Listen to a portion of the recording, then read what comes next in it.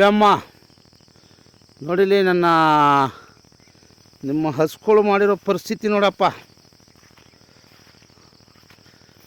ಈ ಕೆಲಸ ದಿನ ಹಿಂಗೆ ಮಾಡಿದ್ರೆ ನಾವು ಎಲ್ಲಿ ಬೆಳೆಯೋದು ನೋಡಿ ಹಿಂಗ.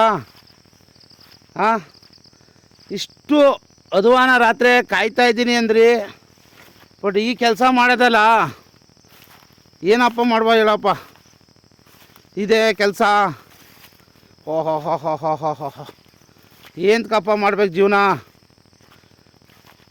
ಏನಕ್ಕೆ ಮಾಡ್ಬೇಕು ಹೇಳಿ ಬೆಳೆನ? ಆಯಿತಾ? ಏನಪ್ಪ ಈ ಕತೆ? ಅಯ್ಯೋ ಶಿವ, ಈ ಕೆಲಸ ಮಾಡ್ತಾಯಿದ್ರಿ ನೋಡಿ ಏನು ಹಿಂಗ